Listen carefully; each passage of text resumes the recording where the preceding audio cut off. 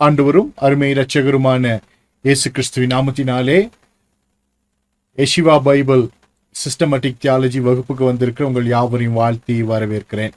வேதாகம மானிடவியல் வகுப்பு தொடர்ச்சியாக நாம் பார்த்து வருகிறோம். இன்றைக்கும் அதனுடைய தொடர்ச்சியான வகுப்புகளை நாம் பார்க்க போகிறோம்.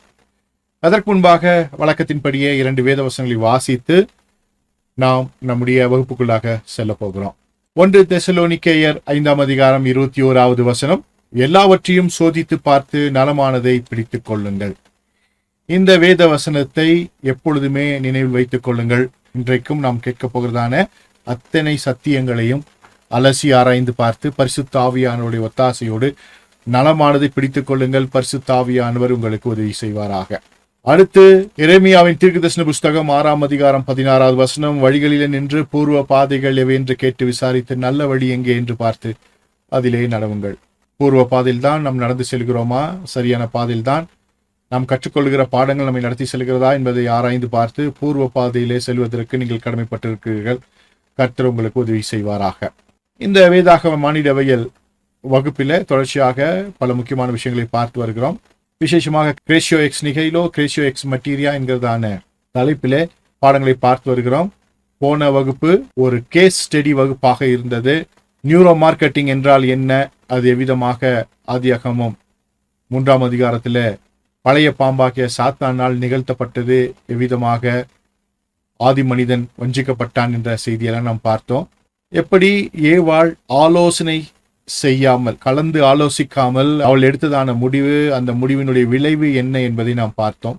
தேவர்களைப் போல இருப்பீர்கள் என்று அவளை அந்த வார்த்தை தனித்து செயல்பட வைத்தது போன்ற காரியங்களை குறித்து நாம் போன முறை நாம் பார்த்தோம்.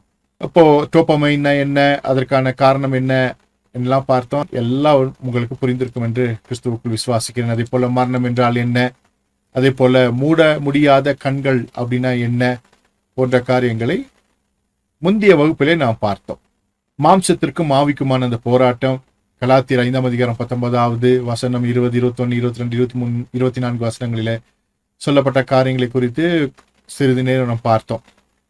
அதே போல மிக முக்கியமான 2 வசனங்களை நாம் பார்த்தோம். ஆதியாகமம் 3ஆம் அதிகாரம் 6வது வசனத்துல, அந்த விருட்சம் புசிப்புக்கு நல்லதும் பார்வைக்கு இன்பமும் புத்தியை தெளிவிக்கிறதுமாய் இருந்தது அப்படின்னு ஏவாள் கண்டாள் என்று நாம் பார்த்தோம். அதே போல 1 யோவான் 2:16 மாம்சத்தின் நிச்சயம், கண்களின் நிச்சயம், ஜீவனத்தின் பெருமையும் என்று அங்கே சொல்லப்பட்ட அந்த காரியங்களுக்கும் ஆதியாகமம் 3ஆம் அதிகாரம் 6ஆம் வசனத்துல ஏவாளானவள் கண்டதான அந்த காரியத்திற்குமான ஒற்றுமையை நாம் பார்த்தோம். இதிலிருந்து இன்றைக்கு நாம் வகுப்பை நாம் ஆரம்பிக்க போகிறோம். இன்றைக்கு இந்த தலைப்பினுடைய முக்கியத்துவம் என்ன அப்படின்னு தெரிஞ்சுக்கணும்னா, ட்ரிபிள் கான்குபிசன்ஸ் அப்படின்னா என்னன்னா, இது ஒரு இந்த கான்குபிசன்ஸ் அப்படின்ற வார்த்தை ஒரு பிரெஞ்சு வேர்டு. இந்த வார்த்தை நிறைய, அதாவது மேற்கத்திய அந்த வழக்கத்தில் பயன்படுத்தப்படுகிற ஒரு வார்த்தை. விசேஷமாக லுத்தரன் சபையார், அதாவது புரோட்டஸ்டாண்ட் சபையார், மறுமலர்ச்சி சபையார் அன்றைய காலகட்டங்களிலே இந்த வார்த்தையை அதிகமாக அவர்கள் பயன்படுத்தி இருக்கிறார்கள். மார்ட்டின் லூத்தர் அவர்கள் எழுதினதான புத்தகங்களிலே, இறையியல் புத்தகங்களிலே இந்த வார்த்தை அங்கே விசேஷமாக குறிப்பிடப்பட்டிருக்கும். என்ன இது அப்படின்னு கேட்டா, மனு குலத்தினுடைய முதல் பாவம் என்ன அப்படின்னு கேட்டா அதற்கான பதில் இதுதான். நிறைய வேத பாட வகுப்புகளை கேட்டிருப்பீங்க, நிறைய பாஸ்டர்ஸ் சொல்லுகிற செய்தியை கேட்டிருப்பீங்க. மனிதனுடைய பாவம் என்ன அப்படின்னு கேட்கும் பொழுது நிறைய பேர் சொல்லியிருப்பாங்க, கீழ்ப்படியாம அப்படின்னு சொல்லியிருப்பாங்க. அவங்க பாவம் செஞ்சாங்க அப்படின்னு சொல்லியிருப்பாங்க. என்ன பாவம் செஞ்சாங்க அப்படின்னு கேட்டா, செய்யக்கூடாத ஒன்றை செய்தார்கள், கீழ்ப்படியாமல் போனார்கள் அப்படின்னு சொல்லுவாங்க. அப்படி நிறைய விஷயங்களை நீங்க கேட்டிருப்பீங்க. இவைகள் எல்லாமே சரிதான். ஆனால் அதற்கு ஒரு ஆதி காரணம் இருக்கிறது, அதற்கான முக்கியமான காரணம் இருக்கிறது. அது என்னன்னா, மாம்சத்தின் இச்சை, கண்களின் இச்சை, ஜீவனத்தின் பெருமை. இந்த 3 காரியங்கள் தான் மனிதனை தேவனிடத்திலிருந்து பிரித்தது, தெய்வ திட்டத்தை விட்டு அவனை வெளியே கொண்டு வந்தது. இது என்ன சொல்லுவானா, பாவ இச்சை அப்படின்னு சொல்லுவாங்க. பாவ இச்சை அப்படின்னா என்ன அப்படின்னு யாராச்சும் உங்ககிட்ட கேட்டாங்கன்னா இந்த 3 விஷயத்த சொல்லணும். கண்களின் இச்சை, மாம்சத்தின் இச்சை, ஜீவனத்தின் பெருமை. ஏவாள் கிட்ட அந்த பழைய பாம்பாகிய சாத்தான் பேசும் பொழுது, நீங்கள் தேவர்களைப் போல இருப்பீர்கள் அப்படின்னு சொன்னான். அது என்னன்னா ஜீவனத்தின் பெருமை. பெருமை என்பது மிக மிக முக்கியமான மனிதனுக்கு எதிரான ஒரு குணாதிசயம் இல்லையா? பெருமை உள்ளவனுக்கோ கர்த்தர் எதிர்த்து நிற்கிறார் அப்படின்லாம் வாசித்து இருப்பீங்க. அப்போ பெருமை அப்படின்னா என்ன அப்படின்னா, தனக்குரியதை காண்பித்து பெருமை பாராட்டுவது பெருமை அல்ல. அது ஒரு வகை பெருமை. தனக்குரியதா இல்லாத அல்லது மற்றவர்க்குரியதை வைத்து தன்னை பெருமைப்படுத்துவதுதான், தன்னை பெரிய ஆளாக காண்பிப்பது, தன்னை முன்னிலைப்படுத்துவது. அதுதான் என்னன்னா பெருமை, சரியான பதம். இப்போ நிறைய இடத்துல நீங்க கேட்டிருப்பீங்க, we are proudly announce அப்படின்லாம் சொல்லுவாங்க இல்லையா? நாங்கள் பெருமையுடன் அறிவிக்கிறோம் அப்படின்னு சொல்லுவாங்க. அப்போ அது என்ன பெருமை அப்படின்னா, தங்களுக்குரியதை அவர்கள் காண்பிக்கிறார்கள், தங்களுக்குரிய மேன்மையை அவர்கள் காண்பிக்கிறார்கள். அப்போ ப்ரௌடுனா பெருமை. அப்ப ஏன் அவங்க ப்ரௌட்லி பிரசன்ட் அப்படின்னு சொல்றாங்க? நாங்கள் பெருமையுடன் இதை உங்களுக்கு முன்பாக கொண்டு வந்து நிறுத்துகிறோம் அப்படின்னு சொல்றாங்கன்னா, அந்த பெருமை வேறு. நல்லா கவனமா கேட்டுக்கணும். இந்த பெருமை என்ன? ஜீவனத்தின் பெருமை அப்படின்னு போட்டிருக்குல்ல, தனக்குரியது இல்ல, தன்னுடையது இல்ல, யாருடையதோ அதை அபகரித்து, அதை எடுத்து, அதை திருடி தனக்குரியதாக மாற்றி அதை கொண்டு தன்னை அடையாளப்படுத்தி பெரிய ஆளாக காண்பிப்பது, தன்னை பெரியவர்களாக காண்பிப்பது, அந்த பொருளை அனுபவிக்க நினைப்பது. இதுதான் லஸ்ட் என்கிறதான பாவ இச்சை. இந்த 3 விஷயங்கள் தான் வேதாகமத்திலே முதல் முறையாக நமக்கு பதிவு செய்யப்பட்டிருக்கிற மனுக்குலத்திற்கு எதிரான பாவ இச்சை. இது ஒன்றுக்கொன்று தொடர்புடையது. ட்ரிபிள் கான்குபிசன்ஸ். ஓகே, இது அப்படியே உள்ள போய் சில முக்கியமான விஷயங்களை பார்க்க போகிறோம். இது அடிப்படை இறையலுக்கான முக்கியமான விஷயம். ஹார்மித்தாலஜி அப்படின்னு சொல்லுவாங்க, பாவ இயல். ஸ்கிரீன்ல போடல, ஹார்மித்தாலஜி, பாவ இயல். மனுக்குலம் எவ்விதமாக வீழ்ந்தது, அதற்கான காரணம் என்ன என்பதை குறித்ததான படிப்பு என்னன்னா ஹார்மித்தாலஜி. அந்த ஹார்மித்தாலஜில படிக்கும் பொழுது இந்த 3 விஷயங்கள் தான் மனுக்குலத்திற்கான வீழ்ச்சி என்பதை தியாலஜிக்கலா அறிவாளிகள், அதே போல அன்றைக்கு இருந்ததான தேவதாசர்கள் சொல்லிக் கொடுத்தார்கள். ஓகே, இப்போ முக்கியமான விஷயத்துக்கு வருவோம். இச்சை, விருப்பம். இச்சைக்கும் விருப்பத்திற்குமான வேறுபாடு என்ன? Lust and desire. வேதாகமத்தை பொறுத்தளவுக்கு இதை சரியாக நாம் கற்றுக்கொள்ள முடியாதபடிக்கு நிறைய இடங்களில மொழிபெயர்ப்புகளில பிரச்சனை இருக்கிறது. எனவேதான் மற்ற மொழி வேதாகமத்தையும் நாம் கருத்தில் கொள்ள வேண்டும். ஒருவேளை தமிழ் மொழி வேதாகமம் மாத்திரம் வாசிக்கிறீங்கன்னா, மற்ற மொழி வேதாகமங்கள், ஒருவேளை அது ஆங்கில வேதாகமாக இருக்கலாம், இப்ரேய மொழி வேதாகமாக இருக்கலாம், கிரேக்க மொழி வேதாகமாக இருக்கலாம், மற்ற மொழியிலும் இருக்கிற வேதாகமத்தை நாம் பார்க்கும் பொழுது சரியான வார்த்தைகளை நாம் கண்டுபிடிக்க அது எதுவாக இருக்கும். ஸோ இங்க உள்ள வந்துடலாம். இச்சை, விருப்பம், லஸ்ட், டிசையர். லஸ்ட் அப்படின்னா என்ன அப்படின்னா, யாக்கோபு 1:15 சொல்லுகிறது, பின்பு இச்சையானது கற்பந்தரித்து பாவத்தை பிறப்பிக்கும், பாவம் பூர்ணமாகும் போது மரணத்தை பிறப்பிக்கும். அப்போ இச்சையினுடைய எண்ட் ரிசல்ட் என்ன? இச்சையினுடைய முடிவு என்ன அப்படின்னா மரணம். அப்போ ஒரு மனிதன் இச்சிக்கும் பொழுது, அவனுக்குள்ள லஸ்ட்ஃபுல் திங்கிங்ஸ் வரும்போது, தேவையில்லாத தனக்கடாத ஆசைகள் வரும்பொழுது, அவைகள் அவனை தவறான பாதையில் நடத்தி பாவம் செய்ய வைத்து அவனை மரணத்துக்கு நேராக கொண்டு போய் சேர்க்கிறது. பாவம் அப்படின்னு சொல்லும் பொழுது இதெல்லாம் பாவம் அப்படின்னு கேட்டா, பாவம் அப்படின்னா தமிழ்ல கொஞ்சம் வித்தியாசமான வார்த்தைகள்ல பாவம். ஒருத்தரை பார்த்து சொல்லுவான், ரொம்ப பாவங்க அப்படின்னு சொல்லுவான். என்ன பாவம் அவரு அப்படின்னு தெரியாது. ஒருத்தனை பார்த்து பாவம் செய்கிற பாவின்னு சொல்றான், அப்படின்னா பாவம் என்ன அப்படின்ற அந்த விஷயங்களை குறித்துதான தெளிவும் சில வேளை நமக்கு இருக்காது. இது எல்லா மொழிகளுக்கும் இருக்கிறதான பிரச்சனை. தமிழ் மொழிக்கு மாத்திரம் இல்ல, எல்லா மொழிகளும் விதமாக ஒரு வார்த்தைக்கான சரியான புரிந்து கொள்ளுதல் சில வேளைகளிலே நமக்கு எட்ட முடியாமல் போய்விடலாம். ஸோ அதனால உங்களுக்காக புரிய வைக்கிறேன். பாவம் அப்படின்னு சொல்லிட்டா நம்மை நாமே கெடுத்துக் கொள்வது, மற்றவர்களை கெடுப்பது. நமக்கு நாமே சாவுமணி அடித்துக் கொள்வது, மற்றவர்களையும் கெடுப்பது, மற்றவர்களையும் கொள்வது, அவருடைய வாழ்க்கையும் நாம் என்ன பண்றது, வாழ விடாமல் செய்வது. இதுதான் என்னன்னா பாவம் அப்படின்னு சொல்றோம். நம்மை நாமே கெடுத்துக் கொள்வது, மற்றவர்களையும் வாழ விடாமல் தடுப்பது, இதுதான் பாவம். சரி, தேவனுக்கு எதிரான, மனுக்குலத்திற்கு எதிரான பாவம். ஸோ இச்சை அப்படின்னும் பொழுது அதனுடைய முடிவு மரணம். விருப்பம்னா என்ன அப்படின்னும் பொழுது பிலிப்பியர் 2:13 சொல்லி இருக்குது, ஏனெனில் தேவனே தம்முடைய தயவுள்ள சித்தத்தின்படி விருப்பத்தையும் செய்கையையும் உங்களில் உண்டாக்குகிறவராய் இருக்கிறார். விருப்பம் என்பது என்ன? நல்ல நோக்கத்திற்காக நம்மிடத்துல உண்டாகிறதான ஒரு விஷயம். நல்ல ஒரு உணவை சாப்பிட விரும்புவது, நல்ல உடையை உடுத்த விரும்புவது, நன்றாக படிக்க விரும்புவது, நன்றாக வாழ விரும்புவது, எல்லோரையும் நேசிக்க விரும்புவது, நம்மை சரியாய் வைத்துக் கொள்ள விரும்புவது, நம்மை சரியாய் பராமரிப்பது, மற்றவர்களை சரியாய் பராமரிப்பது, இப்படி போன்ற பல நேர்த்தியான காரியங்கள் இருக்கிறது அல்லவா?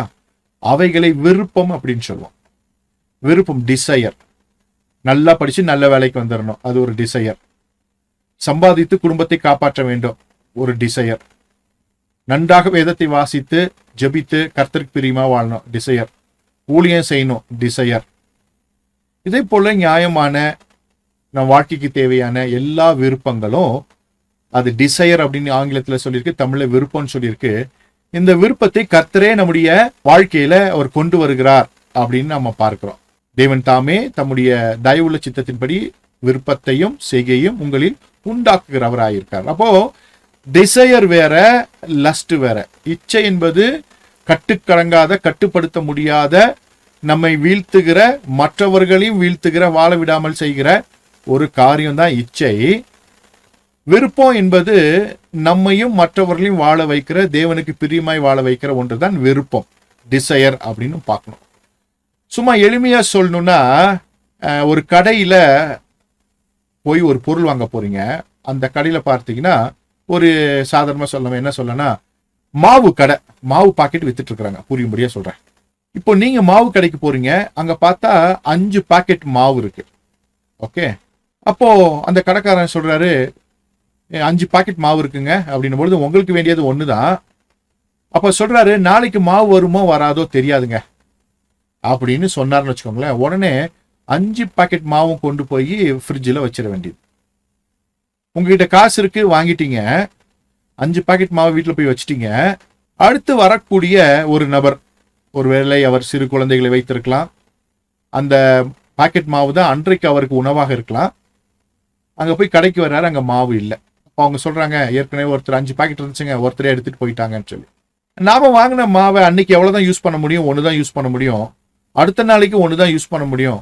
அதுக்கு அடுத்த நாள் ஒண்ணுதான் யூஸ் பண்ண முடியும். இப்படி 5 நாளைக்கு 5 தான் யூஸ் பண்ண முடியும். ஆனா 5 வாங்கி வச்சிட்டோம். அன்றைக்கு 5 நபர்களுடைய, நம்மை போன்றே அடுத்த 4 நபர்கள், நம்மை சேர்த்து 5 நபர்கள் சாப்பிடக்கூடிய ஒன்றை நம்முடைய ஃப்ரிட்ஜில் அநியாயமாக நாம் அடைத்து வைத்தோம். அதனால அந்த 4 குடும்பங்கள் உணவில்லாமல் தவித்தது. அந்த பிள்ளைகளுக்கு சரியான உணவை கொடுக்க முடியல. ஒரு ஆல்டர்னேட்டிவ் ஏதோ பண்ணியிருப்பாங்க. அப்படின்னா என்ன அர்த்தம்னா, நாம் தவறு இழைத்திருக்கிறோம், மற்றவர்களுக்கு எதிரான ஒரு தவறை செய்திருக்கிறோம். ஒரு நாள் இல்லைன்னா அடுத்த நாள் வேற வாங்கிக்கொள்ள போகிறோம். அதற்கு இல்லை 2 வாங்கிட்டு போயிருக்கலாம், ஏன் 5 வாங்கணும் அப்படின்னும் பொழுது சில வேளைகளில் இதுதான் நம்ம வாழ்க்கையில மிகப்பெரிய ஒரு போராட்டமாக இருக்குது. இதுதான் இச்சை. தேவைக்கு அதிகமாக, அளவுக்கு அதிகமாக, தேவை இல்லாமல் பல பொருட்களை வாங்கி வைத்து மற்றவர்களுக்கு அதை கிடைக்காமல் செய்வது ஒரு விதத்தில் அதுவும் என்னன்னா இச்சை. அது ஒரு இச்சை தான். இதை சும்மா எக்ஸாம்பிளுக்காக சொல்றேன். இதே போல பல விஷயங்கள் இருக்கிறது. சரியா? அப்போ இச்சை என்பது பிரச்சனையை உருவாக்கும், விருப்பம் என்பது வாழ வைக்கும். சரியா? ரொம்ப கிளியரா தெரிந்து கொள்ளுங்க. அப்போ வேதாகம் சொல்லுகிறது, இந்த இச்சை குறித்து சொல்லுகிறதே என்ன அப்படின்னும் பொழுது அதுக்கான வார்த்தைகளை போட்டிருக்கேன். இச்சை இங்கிலீஷ்ல லஸ்ட், டஹவா அப்படின்னு ஹீப்ருல போட்டிருக்கேன், எபிதோமியா அப்படின்னு கிரீக்ல போட்டிருக்கேன். சரி, அப்புறம் எக்ஸ்பிளைன் பண்றேன். இப்போ இந்த லஸ்ட் அப்படின்னும் பொழுது பேராசை, துராசை அப்படின்னு ஞாபகம் வைத்துக் கொள்ளுங்க. இந்த பேராசை, துராசை அப்படின்னா ஈஸியா புரியுங்களா? பேராசைனா அளவுக்கு அதிகமான ஆசை, நமக்கு ஒண்ணுதான் வேணும், 100 வாங்கி வச்சுக்கிறது. சரியா? அது என்ன பண்றதுன்னு நமக்கு தெரியாது, வாங்கி வச்சுக்குவோம்.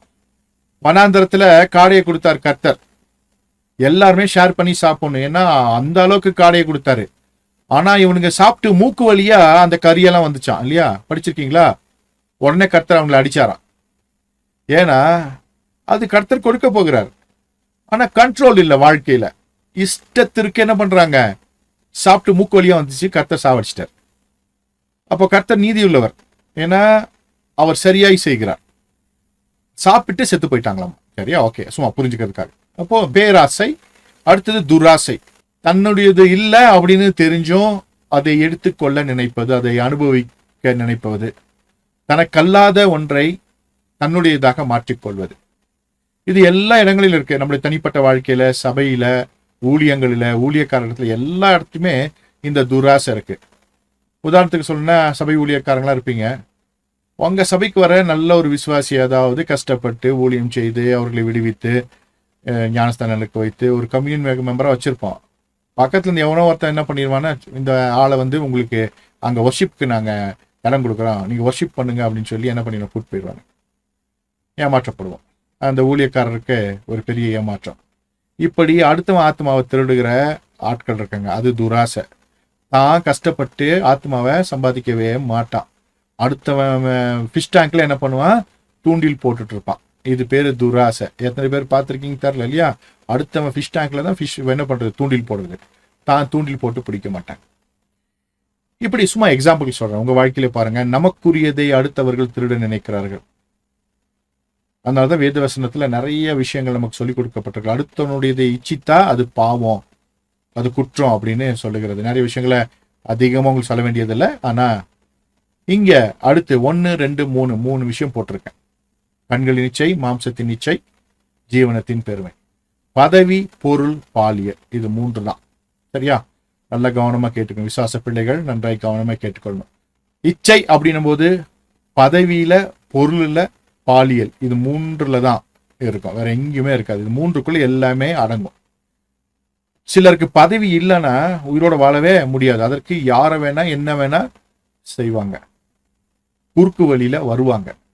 பதவி, அது வேலையாக இருக்கட்டும் அல்லது சாதாரணமான ஒரு பதவியாக இருக்கட்டும், தங்களுடைய ஸ்டேட்டஸாக இருக்கட்டும், அந்தஸ்தாக இருக்கட்டும், எதுவாக இருந்தாலும் அதை தக்க வைத்துக் கொள்வதற்கு என்ன நிலைக்கும் போவாங்க. பதவி ஆசை, அந்த பொசிஷனுக்கான ஆசை, ஆடம்பர ஆசை, ஸ்டேட்டஸ் ஆசை, செலிபிரிட்டியா இருக்கணும்னு ஆசை, இப்படி பல ஆசை பல எக்ஸ்ட்ரீம்க்கு பல தவறுகளை செய்ய வைத்து துணிகரமாக அதை தக்க வைத்துக் கொள்வதற்கு எடுக்கிறதான சில முக்கியமான பாவ செயல்கள். அடுத்தது பொருளாசை. இதுதான் இன்னைக்கு நம்ம பார்க்கிறோம். பொதுவா எல்லா இடத்துலயும் பொருளாசை. யார் எங்கேயாச்சும் போவோம், அங்க ஒருத்தர் ஒரு பொருள் இருந்துச்சு, அதே பொருள் நமக்கு வந்துடணும். ஒண்ணு எப்படியாச்சும் என்ன பண்ண அவங்ககிட்ட இருந்து பிடிங்கிடணும், அது துராசை. இல்ல அதே பொருளை நாமளும் வாங்கி வச்சுக்கணும். சரியா? பேராசை. புரிஞ்சுக்கோங்க, பேராசை துராசனை என்னன்னா, ஒரு பொருளை ஒருத்தர் போய் பாக்குறீங்க. உதாரணத்துக்கு சொல்றேன்னு வச்சுக்கோங்களேன், ஒரு 1.5 லட்சம் ரூபாய் ஒரு மொபைல் போன். அந்த 1.5 லட்சம் ரூபாய் போனை யாரோ ஒருத்தர் வச்சிருக்கிறாங்க, பார்த்தா சூப்பரா இருக்குன்னு சொல்றாங்க. அந்த போனை அவருக்கு தெரியாம எப்படியோ ஆட்டையை போட்டு ஏமாத்தி அவரை வாங்கிட்டு வந்துட்டா அது துராசை. அதே போனை நாம கடையில போய் கிட்னியை வித்தாச்சும் வாங்குறது. என்னங்க, அடுத்தவன் கிட்னியோ நம்ம கிட்னியோ வித்து வாங்குறது, அது பேராசை. அது எதுக்கு வாங்கணும்? அவருக்கு அது தேவைப்பட்டிருக்கு வச்சிருக்காரு, நமக்கு எதுக்கு அது அப்படின்னு கேள்வி கேட்கவே மாட்டோம். நமக்கு யார்கிட்ட இருந்தாலும் அது நமக்கு ஒண்ணு வேணும். யானையா எனக்கு 4 கூடு, என்ன பண்ணுவோம், வச்சு வீட்டுல பிச்சை தான் எடுக்க வைக்கணும். புரியுதா? நிறைய பேர் இருக்கிறவங்க, அவங்க அதுதான் பேராசை. யானையா எனக்கு ஒரு 4 கூடு, வீட்டு முன்னால நான் கட்டி வைக்கிறேன் அப்படின்வாங்க. அவனுக்கு தேவை என்ன என்பதே தெரியாது. அந்த தேவை அவனுக்கு அவசியமே இல்லை, அந்த பொருள் தேவையே இல்லை. அதே போலதான் ஏவாளுக்கு தேவர்களை போல இருப்பீர்கள் என்ற வார்த்தை ஒரு துராசை, அது ஒரு பேராசை.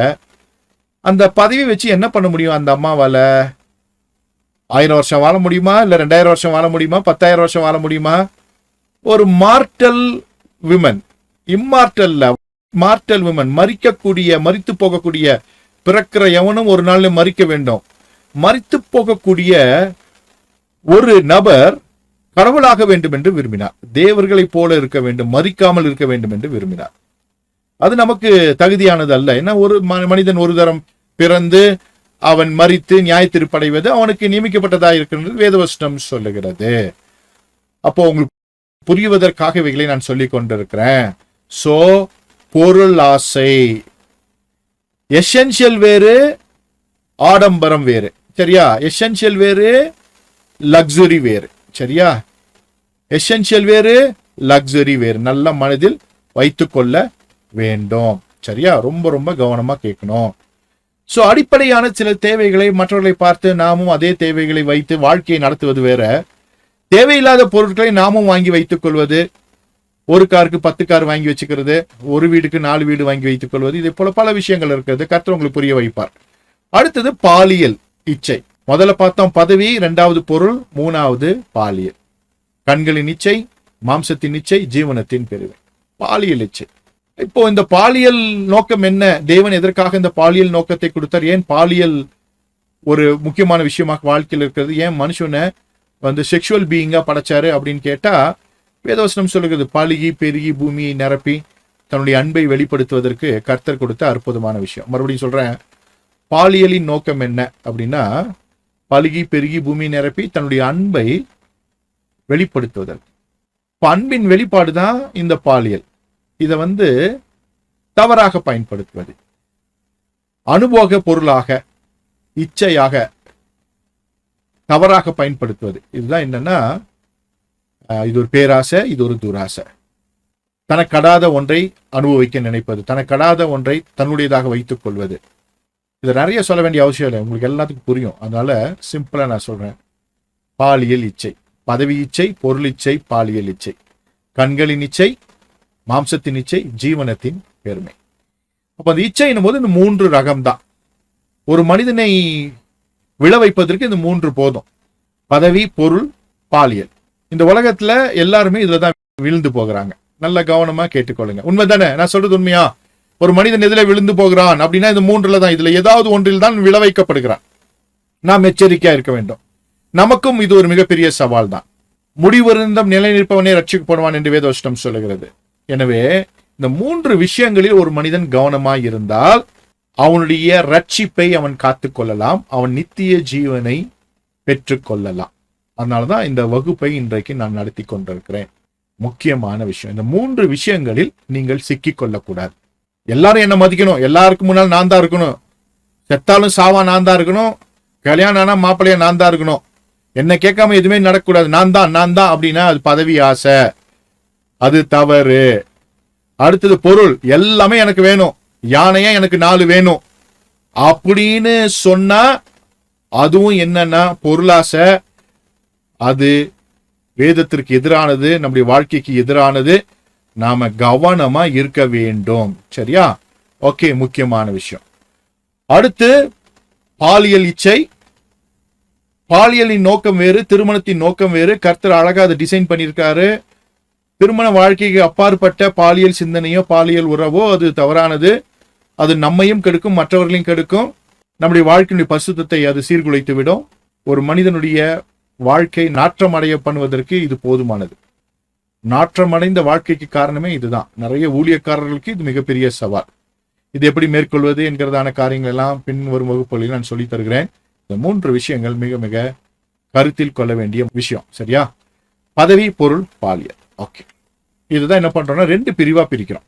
கண்களின் இச்சை, மாம்ச இச்சை. கண்களின் இச்சை, மாம்ச இச்சை, பதவி, பொருள், பாலியல். இது 3மே இந்த கண்களின் இச்சை, மாம்ச இச்சை, ஜீவனத்தின் பெருமை 3 விஷயங்கள்ல இருக்கும். நான் இப்போ 2 விஷயத்தை மாத்திரம் போட்டிருக்கேன் புரிய வைக்கும்படியாக. நான் வேதாகமத்திலிருந்து சில முக்கியமான விஷயங்களை புரிந்து கொள்வது உங்கள் வாழ்க்கைக்கு பிரயோஜனமாக இருக்கும். கண்களின் இச்சை, மாம்ச இச்சை. இதுல கண்களின் இச்சையை நம்ம பார்க்க போறோம். கண்களின் இச்சை விதமாக வேதாகமத்தில மனிதர்களை வீழ்த்தி இருக்கிறது, எவ்விதமாக அவர்கள் வீழ்த்தப்பட்டிருக்கிறார்கள் என்ற காரியத்தை நான் பார்க்க போறோம். அந்த வசனத்தை உங்களுக்காக போட்டிருக்கேன். 1 யோவான் 2:16 கண்களின் நிச்சயம் ஜீவனத்தின் பெருமாகிய உலகத்தில் உள்ளவைகள் எல்லாம் பிதாவினால் உண்டானவைகள் அல்ல, அவைகள் உலகத்தினால் உண்டானவைகள் அப்படின்னு போட்டிருக்குல்ல. மாம்சத்தின் நிச்சயம், கண்களின் நிச்சயம். அதுல கண்களின் நிச்சயம். இந்த கண்களின் நிச்சை என்பது மிக மிக கொடூரமான ஒரு கொலைக்கருவி. போன முறை சொன்ன கத்தி என்பது கொலைக்கருவி அல்ல, அதை பயன்படுத்துகிறவர்களுடைய மனசுதான் கொலைக்கருவி. அதை கொலைக்கருவியாக பயன்படுத்தலாம், காய்கறிகளை வெட்டலாம், உபயோகமான பொருட்களை செய்வதற்கு அந்த கத்தியை பயன்படுத்தலாம். அது மனதில் தான் இருக்கிறது தவிர, அந்த செயல்பாட்டில் தான் இருக்கிறதே தவிர அந்த பொருள் கொலை ஆயுதம் அல்ல. நியூஸ் பேப்பர்ல வாசிப்போம், பயங்கரமான ஆயுதங்களுடன் தீவிரவாதிகளை பிடித்தார்கள் அப்படின்னு. என்ன இருந்துச்சு அவங்க கிட்ட? பயங்கரமான ஆயுதம், துப்பாக்கி, வெடிகுண்டு இருந்துச்சு. இது அவங்ககிட்ட மட்டும்தான் இருக்கா அப்படின்னா, எல்லையோரத்துல பாதுகாக்கிறதான பாதுகாப்பு படையிட்டையும் போலீஸ்காரர்கள்ட்டையும் மிலிட்டரி கிட்டையும் இருக்கு. அவங்க கிட்ட இருந்தா அது பாதுகாப்பு என்னவாமா அம்சமாமா, தீவிரவாதி கிட்ட இருந்தா பயங்கர ஆயுதமாமா. எத்தனை பேருக்கு புரிஞ்சுச்சு? அப்போ ஒரு பொருள் நம்முடைய மனதை பொறுத்துதான் அது பயனுள்ளதா பயனற்றதா, அது பாவமா பரிசுத்தமா என்பதை அது நமக்கு உணர்த்துகிறது. சோ கண்கள் தான் இதற்கு காரணம். கண்களுடைய பார்வை, நாம் என்னவாக பார்க்கிறோமோ அதுதான் அந்த பொருள். சோ வேதாகமத்தை பொறுத்தளவிற்கு இந்த கண்களின் இச்சை மனிதன் வீழ்ந்து போவதற்கான முதல் அடையாளமாக இருந்தது.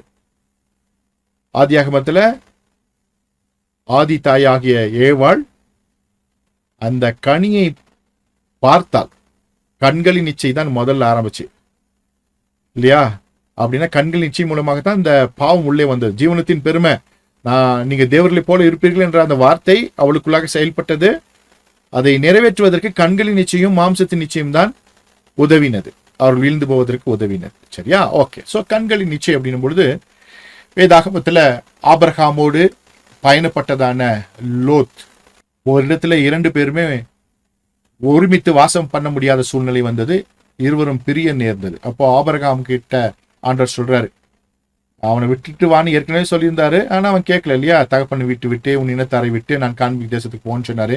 அவன் கேட்கவே இல்லை, எல்லா இடத்துலயும் கீழ்ப்படியாம தான் வந்தான். ஆனாலும் கர்த்தர் அவனை மன்னித்தார். இப்ப கடைசியில பிரிய வேண்டிய நேரம் வந்துருச்சு. அப்போ ஆபிரகாம் லோத்திட்ட சொல்றான், நீ எந்த பக்கம் போறியோ அதுக்கு ஆப்போசிட் சைட்ல நான் போறேன் அப்படின்னா.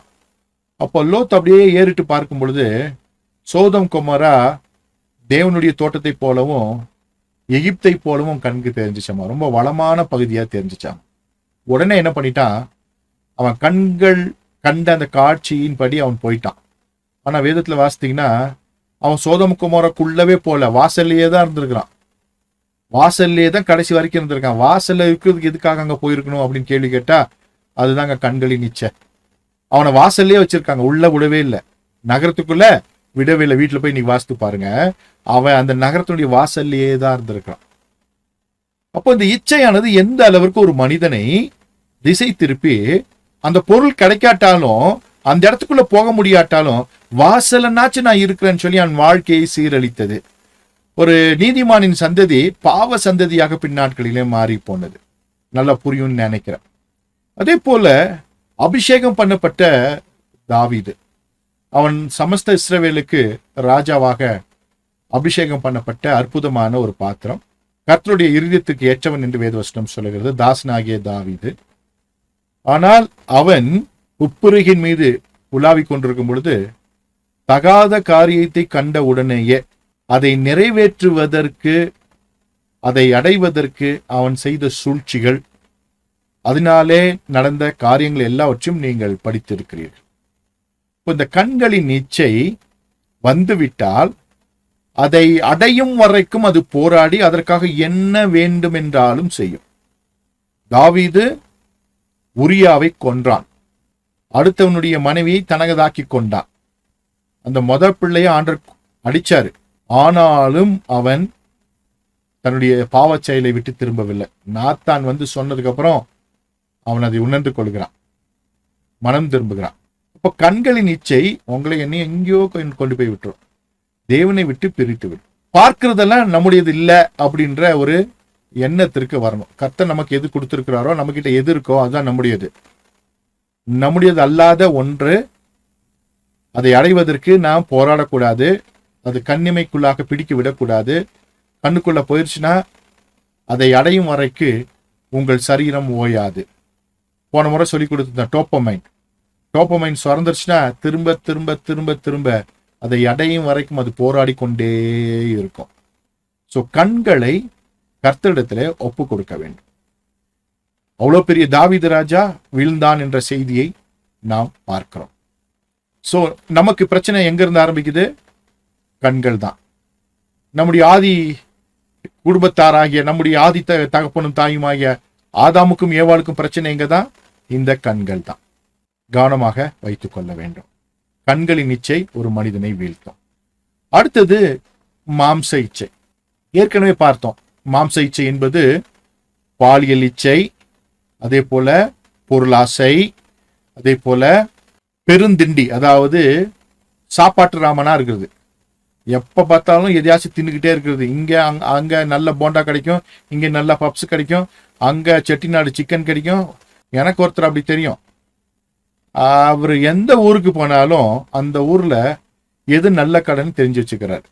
நாங்க எந்த ஊருக்கு போனாலும் அவருக்கு தான் ஃபோன் பண்ணி கேட்போம், ஐயா இந்த ஊருக்கு போறோம், இங்க எங்க நல்ல சாப்பாடு கிடைக்கும். கிளியரா மேப்போட நமக்கு அமுச்சு விட்டுருவார். போனா அதே மாதிரி அது சொல்லுவார், இந்த டிஷ் தான் சாப்பிடணும், இந்த டிஷ் இவ்வளவு விலை, இதை தவிர இது கூட காம்பினேஷன் இதுதான் சாப்பிடணும், வேற எதுவும் சாப்பிடக்கூடாது. கிளியரா தெரிஞ்சிருக்கும், சொல்லி தருவார். உண்மைதான். ஆனா பாத்தீங்கன்னா அவருடைய வாழ்க்கையில் என்னன்னா, அதை காரணம் வைத்தே அந்த குடும்பத்தினுடைய திருமண வாழ்க்கை தாறுமாறாய் போய்விட்டது. சாப்பாட்டு ராமனுங்க அப்படின்னு அந்த குடும்பத்துல பிரச்சனை. இன்றைக்கு நிம்மதி இல்லாம இருக்கிறாங்க. காரணம் வெறும் சாப்பாட்டு விஷயம்தான். ஆனா என்ன சொல்றாங்க, சாப்பிட்டே இருக்கிறாங்க, எப்ப பார்த்தாலும் சாப்பிட்டே இருக்கிறாங்க. வெளியே எங்காச்சும் போகலன்னா போக மாட்டேங்கிறாங்க, வீட்டுல ஏதாச்சும் வேலை செய்யணும் செய்ய மாட்டாங்க, எப்ப 3 வேளையும் வீட்டுல சமைக்கவே மாட்டேங்கிறாங்க, ஹோட்டல்லையே சாப்பிடணுன்றாங்க. சம்பாதிக்க காசை சேர்க்கவே மாட்டேங்கிறாங்க. நாளைக்கு சேர்த்து வைக்கணும், புள்ள குட்டிக்கு ஏதாச்சும் வைக்கணும், வீடு கட்டணும், அதெல்லாம் ஒத்துக்கவே மாட்டேங்கிறாங்க. மனுஷ பொறப்பே சாப்பிட்றதுக்கு தான் அப்படின்னு சொல்றாங்க. எப்ப பார்த்தாலும் சாப்பாடு, டின்னருக்கு இங்க, பிரேக்ஃபாஸ்ட்டுக்கு இங்க, லஞ்சுக்கு இங்கன்னு காசு இப்படியே செலவு பண்றாங்க. டைவர்ஸுங்க. சரியா? காரணங்கள்லாம் கேட்டால் ரொம்ப ஆச்சரியமா இருக்கு. ஆனா இது ஒரு இச்சை. இந்த இச்சையை அடக்க முடியவில்லை, சாப்பாட்டை அடக்க முடியவில்லை, நாக்கை அடக்க முடியவில்லை. அதனால டைவர்ஸே வந்திருக்கு. இது மற்ற விஷயங்களுக்கு பொருந்தும். கல்யாணம் பண்ணதுக்கு அப்புறம் செய்யற சிலருடைய அட்டூழியங்கள் குடும்ப வாழ்க்கையை சிதைக்கிறது. மாம்ச இச்சை. அதில் ஒரு லிஸ்டே போட்டிருக்கு. கலாத்தியர் 5:19 மாம்சத்தின் கிரியைகள் வெளியரங்கமாயிருக்கின்றன. அவையாவன விபச்சாரம், வேசித்தனம், அசுத்தம், காம விகாரம், விக்கிர ஆராதனை, பில்லி சுனியம், பகைகள், விரோதங்கள், வைராக்கியங்கள், கோபங்கள், சண்டைகள், பிரிவினைகள், மார்க்கபேதங்கள், பொறாமைகள், கொலைகள், வெறிகள், களியாட்டுகள் முதலானவைகளே. இந்த கடைசியில் வரும்போது வெறிகள், களியாட்டுகள் போட்டு. வெறினா என்ன அர்த்தம்? சாப்பாட்டு வெறி. அந்த டிஷ்ஷு கிடைக்கலன்னா அவ்வளோதான். இன்னைக்கு கடைக்காரன்ட்டே சண்டை. இவ்வளோ தூரம் நான் வண்டி ஓட்டிட்டு வந்துக்கிறேன், நீ என்ன தீந்துச்சுங்கிற. கடைக்காரன்ட்ட சண்டை. அவன் என்னதான் சொன்னாலும் கேட்கறது, அங்கே அவனை திட்டி போட்டு வர வேண்டியது. அது மாதிரி களியாட்டு, என்டர்டெயின்மெண்ட். எப்போ பார்த்தாலும் லைஃப்ல என்டர்டெயின்மெண்ட் தான், சீரியஸ்னஸே கிடையாது. இவைகள் எல்லாமே மாம்சத்தினுடைய வெளிப்பாடுகள்.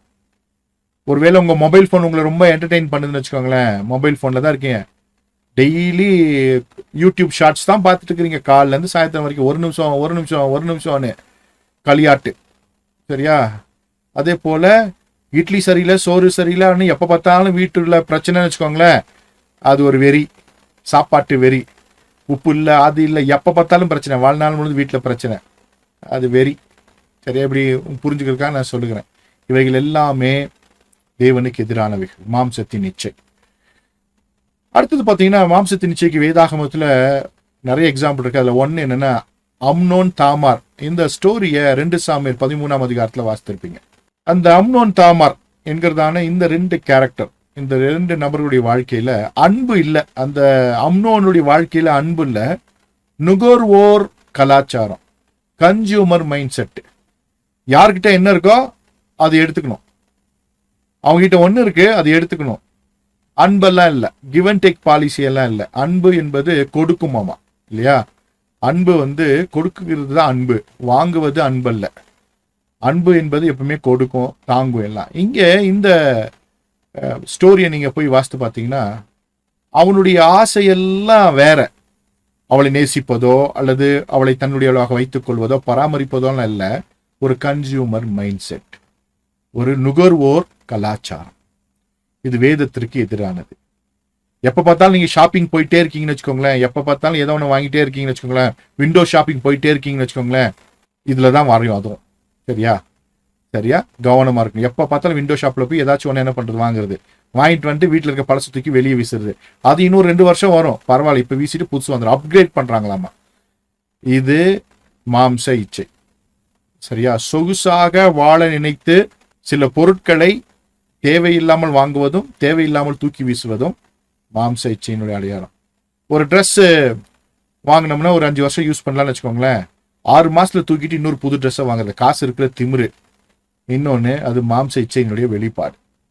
இது வேதத்திற்கு எதிரானது. ஏன்னா அப்படி செய்யறதுனால என்ன ஆகும்னா, கடைசியில் இங்கே தான் வந்து நிற்பீங்க, பாலியல் இச்சையில போய் விழுவீங்க, வேற ஒன்றும் கிடையாது.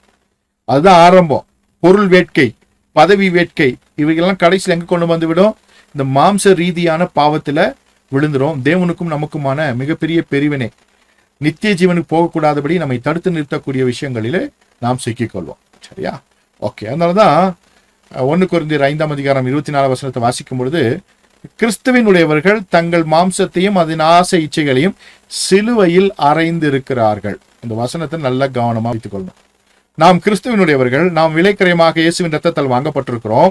நாம் நம்முடையவர்கள் அல்ல, இந்த ஆவி ஆத்மா சரீரம் அவருடையது. பரலோகவாசிகளாய் நாம் இருக்கிறோம். நம்மை கர்த்தர் ஆளுகை செய்கிறார். நம்முடைய இச்சைகளை சிலுவையில் அறைந்து விட வேண்டும். இந்த இச்சைகளை, இந்த தீராத அந்த தாகத்தை, அகத்தூண்டுதலை நாம் மேற்கொள்ள வேண்டும். நமக்கு தகுதி இல்லாத காரியங்களை நாம் பார்க்க கூடாது. அட நல்லா இருக்கே, என்கிட்ட இப்படி இல்லையே அப்படின்னு நினைக்கும் பொழுது உங்களுக்கு பிரச்சனை ஆரம்பிச்சிருது. கவனமா இருக்கு. அட அப்படி நினைச்சீங்கனாலே முடிஞ்சு போச்சு. அது நம்மளுது இல்லைங்க, நம்ம கிட்ட இருக்கிறது நல்லது தாங்க, அது எதுங்க அதை பார்க்கணும். அட நான் பெஸ்டா தாங்க கர்த்தர் எனக்கு கொடுத்துருக்காரு அப்படின்னு முதல்ல நினைக்கணும். அதுக்கு முன்னால என்ன நினைக்கணும்னா, கர்த்தர் என் வாழ்க்கையில எல்லாத்தையும் சரியாதான் செஞ்சிருக்கிறாரு, அவரை தாண்டி என் வாழ்க்கையில ஒன்றும் நடக்காது, சகலமும் நன்மைக்கு ஏதுவாக தான் என் வாழ்க்கையில நடக்கும், அதனால என்கிட்ட இருக்க எல்லாமே கர்த்தர் கொடுத்தது தான், அதை தாண்டி ஒன்றை நான் பெற்றுக்கொள்ளவில்லை, அது போதுமானது, அது திருப்திகரமானது அப்படின்ற எண்ணம் முதல்ல நமக்கு இருக்கணும். இன்னைக்கு பெந்தேகோஸ்து உலகத்தினுடைய டீச்சிங் என்னன்னா, பிசாசு அவன் வாழ்க்கையில பூந்துட்டான் பிரதர், பிசாசு தான் பிரதர் அவன் வாழ்க்கையில அப்படி செய்யறான். அது ஊழியக்காரனே சொல்றான். நிறைய விசுவாசி சொல்றாங்க, பிரதர் என் வாழ்க்கையில பிசாசு போராடுறான் பிரதர், பிசாசுனால எனக்கு நிம்மதியே இல்லை பிரதர். வேதவசனம் சொல்லுகிறது, பிசாசுக்கு எதிர்த்து நீங்கள் அப்பொழுதும் ஓடி போவான். உங்க வாழ்க்கையில கர்த்தருடைய அனுமதி இல்லாம ஒண்ணுமே நடக்காது. நீங்க வாழ்க்கையில வைத்திருக்கிற அத்தனை பொருட்களுமே கர்த்தர் உங்கள் வாழ்க்கையில அனுமதித்தது.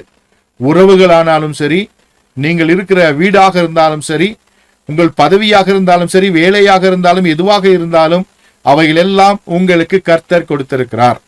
என்றைக்கு கிறிஸ்துவானவரை விசுவாசித்து அவரை ஏற்றுக்கொண்டு சொந்த ரட்சகராக ஏற்றுக்கொண்டு ஞானஸ்தானம் எடுத்து ஒரு சபையின் அங்கத்தினராய் இருந்து அந்த அப்பத்திலும் திராட்சரசத்திலும் நீங்கள் பங்கு பெறுகிறீர்களோ, கர்த்தர் உங்கள் வாழ்க்கையை பொறுப்பெடுத்துக் கொண்டார்.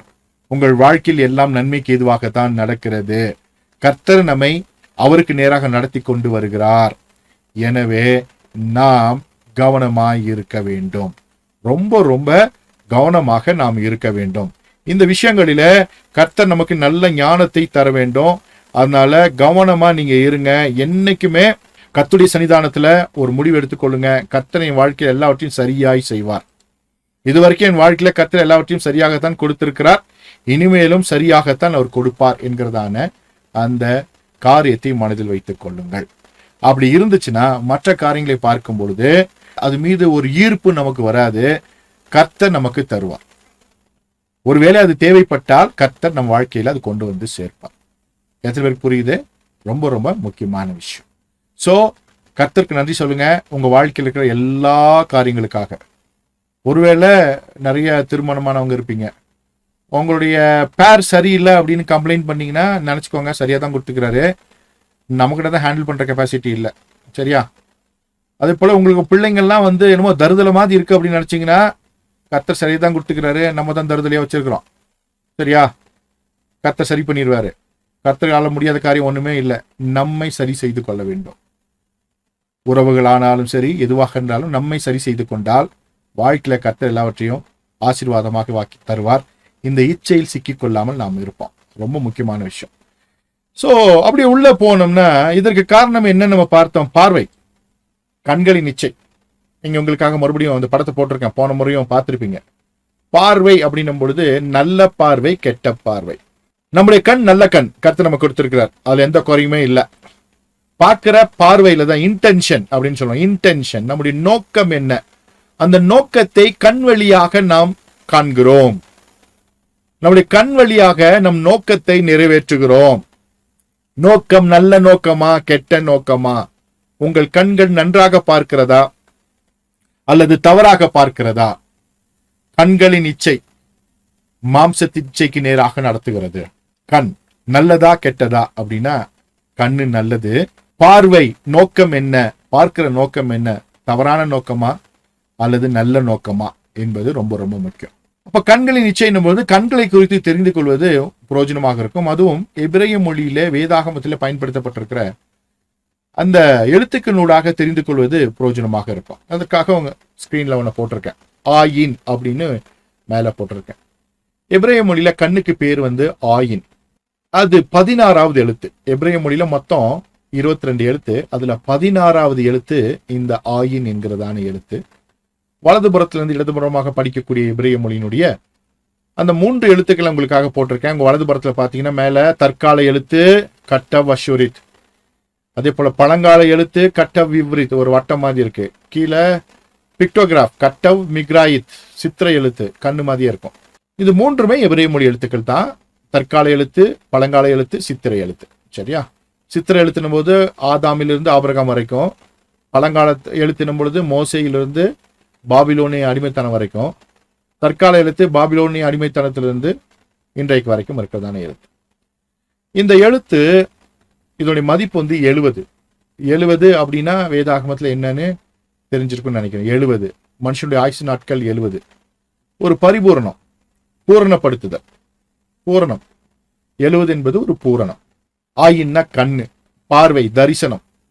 அப்ப கண்ணு வழியா தரிசிக்கணும், நம்முடைய எதிர்காலத்தை தரிசிக்கணும், எதிர்காலத்திற்காக உழைக்கணும், எதிர்காலத்தை பார்க்கணும்.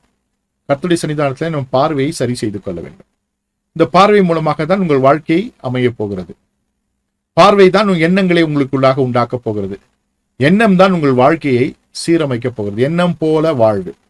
கவனமாக கேட்டுக்கொள்ள வேண்டும். அதை மாத்திரம் உங்களுக்காக இங்க மறுபடியும் போட்டிருக்கேன். ஆயின் என்ற எழுத்த பெருசா ஸ்கிரீன்ல போட்டிருக்கேன். ஆயின். இந்த ஆயின் பார்த்தீங்கன்னா 3 எண்டு இருக்கு இல்லையா? 3 முனைகள் இருக்கு. 3 எண்டு இருக்கு. அதுல மேல இருக்க 2 எண்டு இப்ப பாத்தீங்கன்னா தெரியும், 2 கண்ணு தெரியுது. இப்போ 2 கண்ணு. மனுஷனுக்கு 2 கண்ணு, 2 காது, ஒரு வாயி, ஒரு மூக்கு. ஒரு மூக்குல 2 துளைகள். சரியா? 2 கண்ணு, 2 காது, 2 வாய் இல்ல, ஒரே வாய் தான். இப்போ 2 கண்ணுனா என்ன அப்படின்னா, ஒரு கண்ணு ஆயின் டோவா அப்படின்னு சொல்லுவாங்க. ஆயின் டோவா, த குட் ஐ, நல்ல கண்ணு.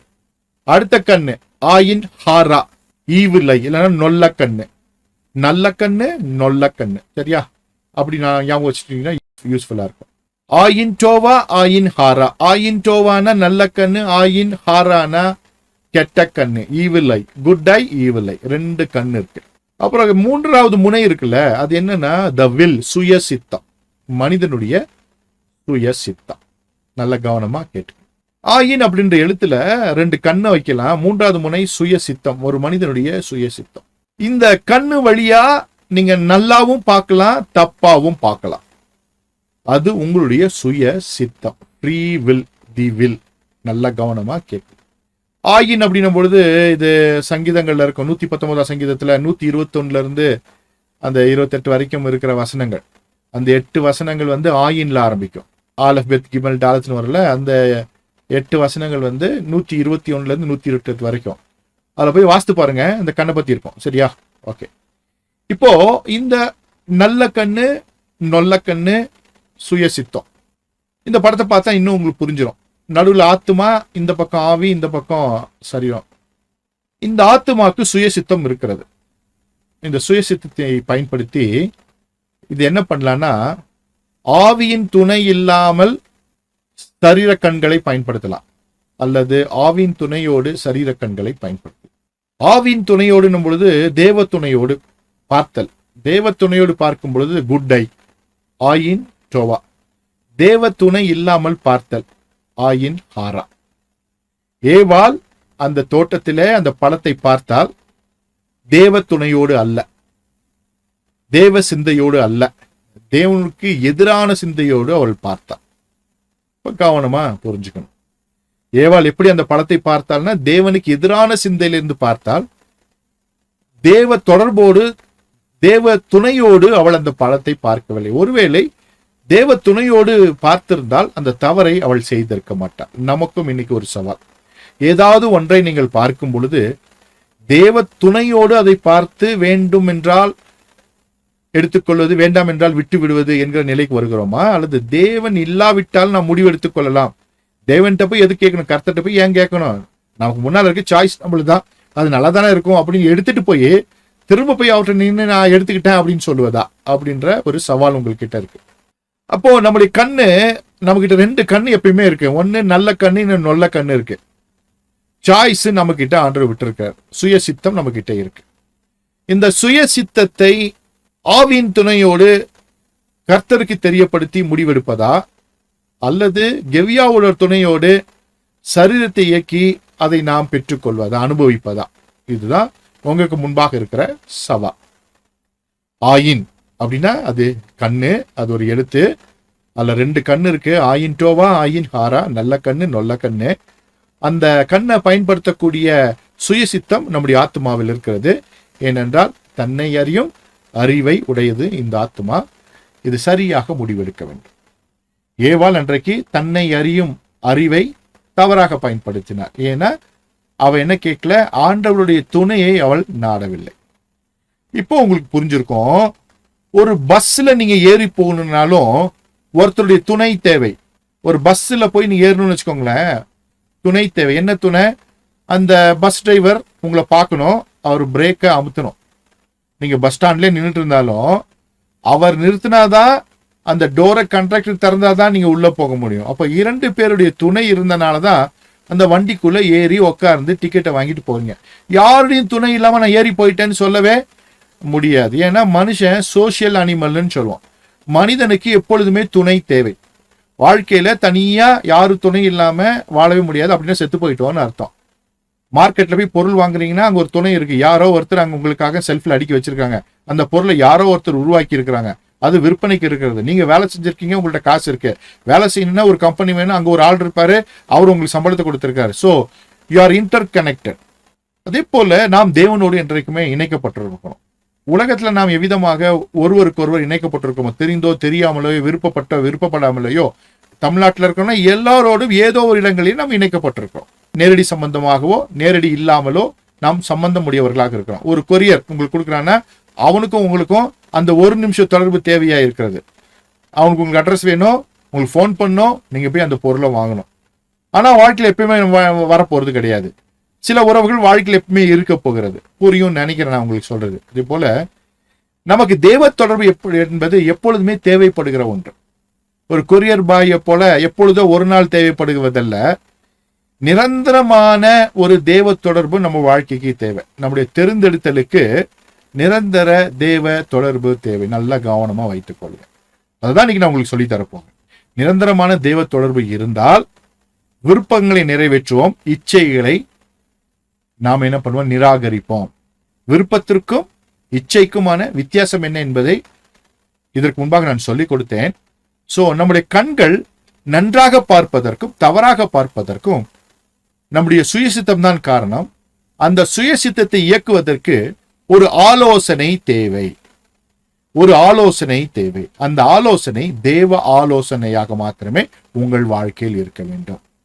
அந்த தேவ ஆலோசனையானது உங்கள் இணை மூலமாக வரலாம், அல்லது உங்கள் மென்டார் மூலியமாக வரலாம். 2 விஷயம். திருமணமானவர்கள் ஒருவேளை குடும்பம் நடத்தி கொண்டிருந்தீங்கன்னா உங்க இணையோடு, ஆவிக்குரிய இணையோடு கர்த்தருடைய வார்த்தையை பெற்றுக்கொள்ளலாம். இல்லைன்னா உங்களுக்கு ஒரு மென்டார் ஆண்டவர் கொடுத்திருப்பாரு. ஒரு மென்டார் உங்களுக்கான ஆலோசனை எடுத்து உங்களுடைய நல்வாழ்க்கை மீது விருப்பம் வைத்து உங்களை நடத்துகிற ஆவிக்குரிய தகப்பன்மார்கள் யாராவது இருந்தால், மென்டார் இருந்தால் அவங்க மூலியமாக முடிவெடுத்துக் கொள்ளலாம். தன்னிச்சையாக முடிவெடுக்க கூடாது. அந்த திறமையை நாம் ஏதேன் தோட்டத்திலேயே இழந்து விட்டோம்.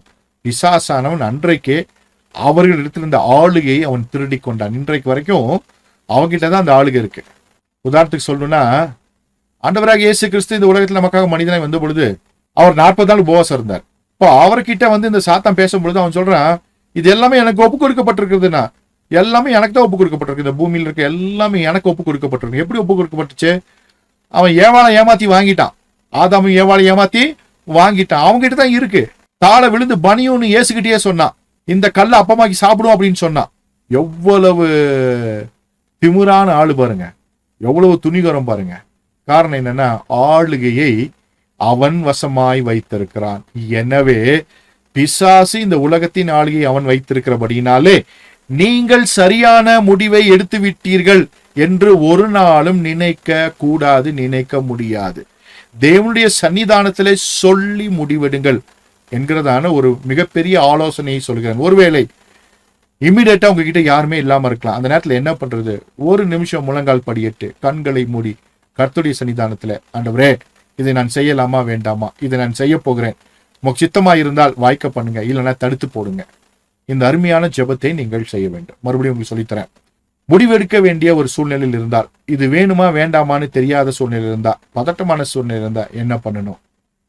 கண்களை மூடி ஒரு வேதவசனத்தை வாசித்து கர்த்தருடைய சன்னிதானத்தில் நின்று சொன்ன, ஆண்டவரே இது எனக்கு வேணும்னு மாதிரி இருக்கு, ஆண்டவரே உம்முடைய சித்தம் எனக்கு வாழ்க்கையில் நிறைவேறணும், ஒருவேளை இது எனக்கு தகுதியான ஒன்று என்று நீ நினைத்தால் இதை வாய்க்க பண்ணுங்க, இல்லைன்னா தடுத்து போடுங்க அப்படின்னு ஜெபம் பண்ணுங்க. ஒருவேளை ஒரு பொருளை நீங்கள் நிராகரிக்கிறீர்கள், ஒன்றை வேண்டாம் என்று முடிவு செய்கிறீர்கள், கர்த்தருடைய சன்னிதானத்தில் சொல்லுங்க, ஆண்டவரே இதை வேண்டாம் என்று நான் முடிவு செய்திருக்கிறேன். ஒருவேளை என்னுடைய இந்த சுய சித்தம் சரியாக பயன்படுத்தாமல் இருந்தால், ஒருவேளை அதை நான் அதுக்கு எதிராக நான் செயல்பட்டிருந்தால், ஆண்டவரே வேண்டாம் என்கிற பொருளை எனக்கு திரும்ப என் வாழ்க்கையில் நீங்க கொடுத்துருங்க ஆண்டவரே, நான் ஏற்றுக்கொள்கிறேன், பெற்றுக்கொள்கிறேன் அப்படின்னு முடிவெடுக்கணும். அப்படி ஜெபம் பண்ணதுக்கு அப்புறம் வேண்டான்னு ஒண்ணு திரும்ப உங்கள்கிட்ட வந்துருச்சுன்னா மனசார ஏத்துக்கணும். அதே போல பெற்றுக்கொள்ளணும்னு நினைச்ச பொருள் கையை விட்டு போயிருச்சுன்னா சந்தோஷம் ஏற்றுக்கொள்ளணும். நம்ம என்ன தெரியுமா, ப்ரீ பிளான்டு ஜெபம். என்ன ஜெபம், ஏற்கனவே நம்ம ஆசையெல்லாம் முடிவு பண்ணிடுவோம். ஆண்டுகிட்ட போய் என்ன பண்ணுவோம், இன்ஃபர்மேஷன் மட்டும் பாஸ் பண்ணுவோம். ஆண்டவரே இது எனக்கு தாரும், இல்லை என்றால் நான் செத்து போயிடுவேன், இது இல்லைன்னா என் வாழ்க்கையை நாசமா போயிடும் அப்படின்னு தான் ஜெபம் பண்ணுவோம். ஆண்டவரே இதை தயவு செய்து என் வாழ்க்கையிலிருந்து எடுத்து போடுங்க, இல்லைன்னா அவ்வளவுதான் அப்படின்னு ஜெபம் பண்ணுவோம்.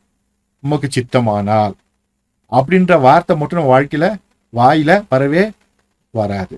எனவே என்ன முடிவெடுத்தாலும் ஒரு ஜெபத்தோடு முடிவெடுங்கள். வேண்டாம் என்றாலும் ஜெபத்தோடு முடிவெடுங்கள். அப்படியே போயிடுச்சுன்னா கர்த்தர் ஜெபத்தை கேட்டு அது அவங்க வேண்டான்னு முடிவு பண்ணிட்டாரு, வேண்டான்னு ஜெபம் பண்ணி திரும்ப வந்துச்சுன்னா அது சாத்தான் இல்ல, கர்த்தர் தான் உங்க வாழ்க்கையில செயல்படுகிறார். ஏன்னா நீங்க ஜெபிச்சிருக்கிறீங்க. உங்க ஆண்டரை விட சாத்தான் பெரியவனா இருந்தா ஜெபத்துக்கு அப்புறம் உங்க வாழ்க்கையில வந்து செயல்படுவான். எத்தனை பேரு கர்த்தர் தான் பெரியவர்னு நினைக்கிறீங்க? ஏன்னா பெந்தகோஸ்துக்காரரை பார்த்தா கொஞ்சம் பயமா தான் இருக்கு. நானும் பெந்தகோஸ்துக்காரன் தான். அவன் பிசாசை தான் பெரியவனா நினைக்கிறான். அமாவாசை அன்னைக்கு தான் பிசாசே ஓடும், மற்ற நாள் பிசாசே ஓடாது. ஏன்னா அமாவாசை தான் கர்த்தரை விட பெருசு. சரியா? எத்தனை பேருக்கு புரிஞ்சுச்சு? ஆமா, அமாவாசை அன்னைக்கு தான் பிசாசு ஓடுவான். அன்னைக்கு பயங்கரமான பவர் அமாவாசைக்கு.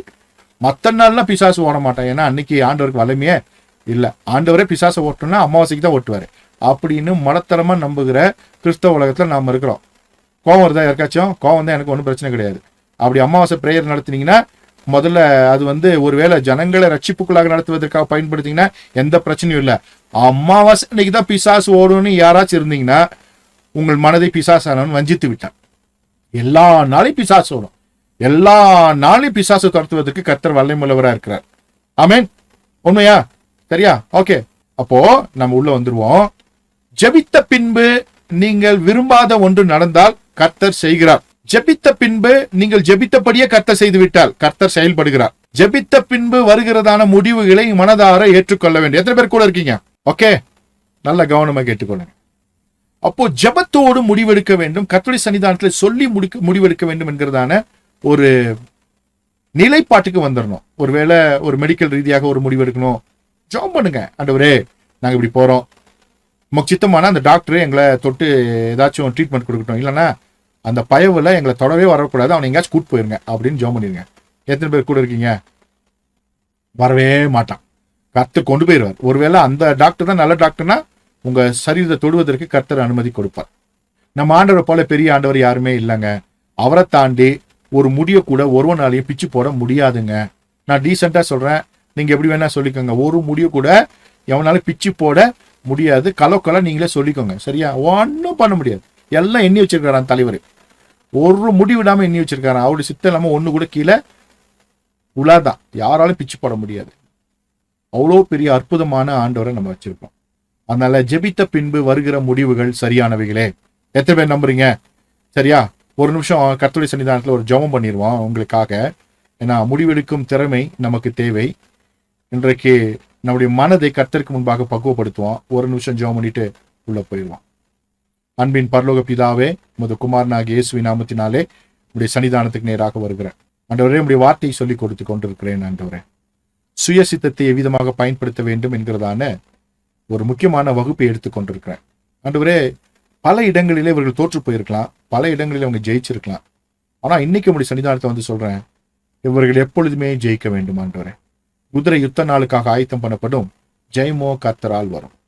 இனி உங்க வாழ்க்கையில தோல்வி என்பது வரக்கூடாது. ஆண்டவரே, வாழ்க்கையில ஃபெயிலியர் என்பது வரக்கூடாது. எந்த விதங்களிலும் ஆண்டவரே இவர்கள் தோற்று போகக்கூடாது. ஒருவேளை தோற்று போன அனுபவத்தில் இருந்தாலும் இன்றைக்கு நான் சொல்லுகிறேன், ஆண்டவரே இவர்கள் தோல்வியை ஜெயமாய் மாற்றுங்க என்று நான் சொல்கிறேன். எந்தெந்த பகுதிகளெல்லாம் இவர்கள் தோற்கடிக்கப்பட்டிருக்கிறார்களோ அந்த பகுதிகளிலே இயேசுவின் நாமத்தினாலே இன்றைக்கு இவர்கள் ஜெயிப்பார்களாக, மேற்கொள்வார்களாக, அவர்கள் தலைப்பார்களாக. ஆண்டவரே, அவர்கள் தலைகள் உயர்த்தப்படுவதாக என்று நான் சொல்லிக்கிறேன். அதோடு மாத்திரமல்ல, இன்றைக்கு ஒரு பழக்கத்தை நான் சொல்லிக் கொடுத்திருக்கிறேன். சுயசித்தத்தை எவ்விதமாக பயன்படுத்துவது. ஆண்டவரே, எதை செய்தாலும் இந்த பிள்ளைகள் இனி உம்மிடத்தில் சொல்லிதான் செய்வார்கள். ஒரு நிமிடம் உம்மிடத்துல ஆண்டவரே தாங்கள் செய்ய போகிற காரியங்கள் ஆண்டவரே அதை உம்மிடத்தில் சொல்லி செய்ய போகிறார்கள். வேண்டாம் என்றாலும் வேண்டும் என்றாலும் வாங்கினாலும் வாங்காவிட்டாலும் அதை உம்முடைய சன்னிதானத்திலே சொல்லி செய்ய போகிறார்கள். மூளை அறிவினால் அல்ல, முடிவெடுத்து விட்டு அல்ல, முடிவெடுப்பதற்கு முன்பாகவே உம்முடைய சன்னிதானத்திலே சொல்லி இவர்கள் செய்ய போகிறார்கள். எனவே தேவனாகிய கர்த்தர் இவர்களுக்காக நீர் முடிவெடுக்க வேண்டுமாய் நான் ஜெபிக்கிறேன். தேவை என்றால் அதை அவர் வாழ்க்கையில கொடுங்க. தேவையில்லை, உங்க வாழ்க்கையில் பிரயோஜனம் இல்லைன்னா அவைகளை உங்களுடைய பிள்ளைகள் வாழ்க்கையிலிருந்து எடுத்து போடுங்க, தவிர்த்து விடுங்க என்று நான் ஜெபிக்கிறேன். ஒரு பொழுதும் ப்ரீ பிளான் பண்ணி முடிவெடுத்து உங்களுடைய சன்னிதானத்தை வராதபடி இந்த முடிவெடுக்கும் திறமையை உம்மிடத்தில் விட்டு கொடுக்க பிள்ளைகளுக்கு கிருபை பாராட்டுங்க ஆண்டவரே. தகப்பனே, இருக்கிற நிலையில் அல்ல, அடுத்த நிலைக்கு அழைத்து செல்வதற்காக தான் கர்த்தர் இவர்களை இந்த மீட்டிங்க்கு இந்த கிளாஸ்க்கு கொண்டு வந்திருக்கீங்க. இவர்கள் தரம் உயர்த்தப்பட வேண்டும், அடுத்த நிலைக்கு இவர்கள் செல்ல வேண்டும், இந்த ராஜ்யத்தை சுதந்திரித்துக் கொள்ள வேண்டும். ஏற்கனவே ஆரம்பத்திலிருந்து சொல்கிறபடி இவர்களுக்கு ஆளுகை உண்டாக வேண்டும், ராடா உண்டாகணும். இந்த பூமியை இவங்க ஆளுகை செய்யணும், உமக்கென்று ஆளுகை செய்யணும், ராஜாங்கம் செய்ய வேண்டும் ஆண்டவரே. அதற்கு இன்றைக்கு முடிவெடுக்கும் திறமையை உமது கரங்களிலே நான் ஒப்புக் கொடுக்கிறேன் ஆண்டவரே. ஆண்டவரே, தவறாக முடிவெடுத்தால் அந்த முடிவுகளை சரி செய்து ஆண்டவரே ஆசீர்வதிங்க. சரியா முடிவெடுத்தாங்கன்னா ஆண்டவரே அதை அப்படியே நிறைவேற்றி இவர்களோடு இருக்கிறது என்பதை வெளிப்படுத்துங்க ஆண்டவரே. ஆண்டவரே தகப்பனே, இவர்கள் வாழ்க்கையில எது தேவையோ எது சரியோ அதை இனிமேல செய்து முடித்து உடைய நாமத்தை மகிமைப்படுத்துங்க ஆண்டவரே. இவர்களை பிள்ளைகளை போல நேசிக்கிறீர்கள் அல்லவா ஆண்டவரே. எந்த தவறான முடிவுகளுக்கும் பிள்ளைகளை விலக்கி பாதுகாத்துக் கொள்ளுங்க. கண்களின் நிச்சயின்படி, கண்களின் பார்வையின்படி, உலகத்தார் சொல்கிறபடி அல்ல, உங்களுடைய சித்தத்தின்படியே ஒரு வாழ்க்கை கட்டப்படட்டும் என்று நான் ஜெபிக்கிறேன். ஒவ்வொருவரையும் ஆசீர்வதிக்கிற ஆண்டவரே, ஸ்தானத்துக்கு வரட்டும், முடியவர்களாக இருக்கட்டும், செழித்து இருக்கட்டும், சுகமாய் இருக்கட்டும், மனரமியமாய் இருக்கட்டும், வாழ்ந்திருக்கட்டும், சுகித்து இருக்கட்டும். இயேசுவின் நாமத்தினாலே பிதாவே. Okay, thank you. நம்ம பார்த்தோம், நம்முடைய சுயசித்தத்தை நாம் தவறாக பயன்படுத்துவதனாலே தான் சில வேளையிலே தோற்று போகிறோம். எல்லா நேரத்திலும் நம்முடைய சுயசித்தத்தை 100% சரியாக பயன்படுத்த முடியாது.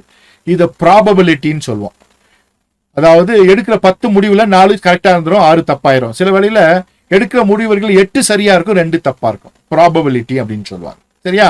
இப்போ நம்முடைய வாழ்க்கையில 100% சரியான முடிவுகள் எடுக்க வேண்டும் என்றால் கர்த்தருடைய சன்னிதானத்திலே சொல்லி விட்டு அதை செய்யுங்க. வேதத்துல வாசிக்கிறோம், கர்த்தருடைய சன்னிதானத்திலே போய் சாமுவேல் தீர்க்கதரிசி சொன்னான், எலியா சொன்னான், எலிசா சொன்னான், தாவீது சொன்னான், ஆபிரகாம் சொன்னான். கர்த்தருடைய சன்னிதானத்திலே தேவ மனிதர்கள் எல்லோருமே தங்கள் காரியங்களை சொன்ன பின்பு முடிவெடுத்தார்கள். கர்த்தர் அவர்களுக்காக முடிவெடுத்தார் என்பதை நாம் பார்க்கலாம். அது போல உங்கள் வாழ்க்கையில் கர்த்தர் முடிவெடுக்கணும். ஏனென்று சொன்னால் நம்மை வீழ்த்துகிறதான பிசாசின் சதித்திட்டம் ஒன்று இருக்கிறது. நியூரோ மார்க்கெட்டிங், மாம்சத்தின் இச்சை, கண்களின் இச்சை, ஜீவனத்தின் பெருமை. வாழ்நாள் முழுவதும் உங்களுக்கு எதிராக இந்த நியூரோ மார்க்கெட்டிங் நடந்து கொண்டே இருக்கும். இதை மேற்கொள்வதற்கு பரிசுத்த ஆவியானவர் உங்களுக்கு உதவி செய்வார். இதை மேற்கொள்வதற்கு ஒரே வழி இருக்கிறது. எதுவாக இருந்தாலும் கர்த்தருடைய சன்னிதானத்திலே சொல்லி நாம் செய்ய வேண்டும். அவ்வளவுதான். சொல்லிருங்க. அதற்கப்புறம் உங்கள் செய்கைகளை கர்த்தர் பொறுப்படுத்திக் கொள்வார். சரியான காரியங்களை உங்கள் வாழ்க்கை நிறைவேற்றுவார்.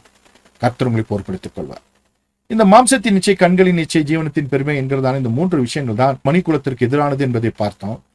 இந்த கண்களின் நிச்சய குறித்து சும்மா சில ஸ்லைட்ஸ் போட்டு காமிச்சிட்டு அது என்ன அப்படின்றத உங்களுக்காக நான் காமிக்க போறேன். 1941 வருஷம் இருந்ததான ஒரு போட்டோகிராஃபை நீங்க பாக்குறீங்க. 1941 வருஷம் எடுத்த ஒரு போட்டோகிராஃப். அதுல 2 பெண்மணிகள் நன்றாக உடை அணிந்து இருப்பதை நீங்க பாக்குறீங்க. அப்படியே இந்த காலகட்டத்துல உடைய பாத்தீங்கன்னா எப்படி இருக்குன்னு பாருங்க. அன்னைக்கு போட்டோகிராஃப்க்கு அழகா ஒரு ட்ரெஸ் போட்டிருக்காங்க. இன்னைக்கும் ட்ரெஸ் எப்படி இருக்கு? இதற்கு நோக்கம் என்ன? இது பிசாசினுடைய ஒரு சதி திட்டம்.